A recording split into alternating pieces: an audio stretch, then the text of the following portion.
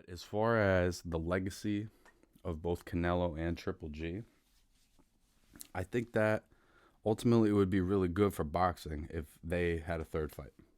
I think it would be really good for boxing for them to have a third fight. And I don't know what weight they would do that because I do think that Canelo's outgrown middleweight. And I don't know if Golovkin has like the natural build to move up to 168.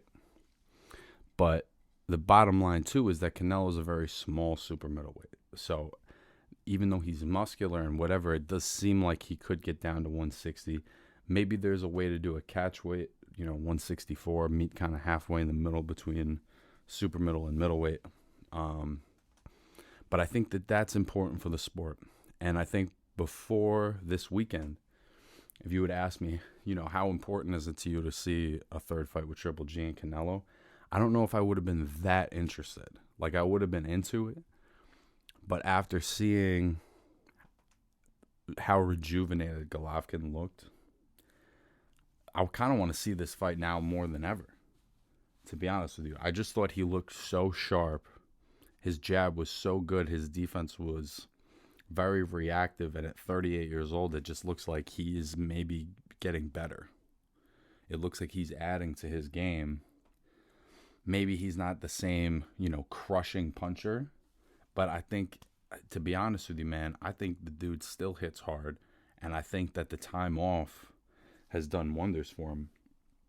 I don't know if he can beat Canelo. He probably can't, just because Canelo can do it all. But he's also had more time with him than any other fighter. He's had 24 rounds with him where he's had a chance to study him and see what he does. And I think that there's things that he'll do differently in a third fight that he didn't do in the first two. And I think that Canelo can adjust to anybody.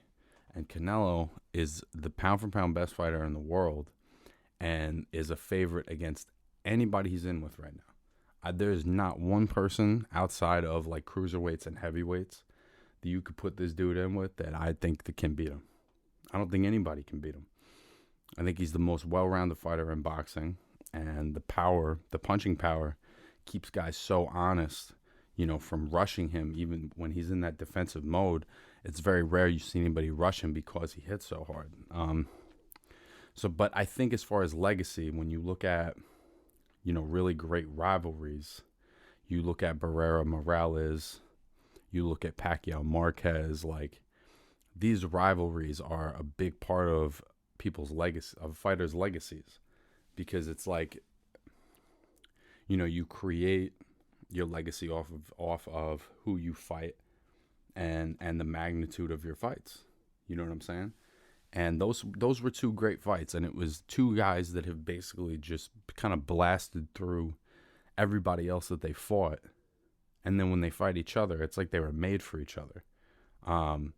So I get like the personal animosity between the two of them and the business difficulties, but I think for the sake of the sport of boxing, that it's very important that they put that fight together. I don't know when we're going to see it, but hopefully one day it happens.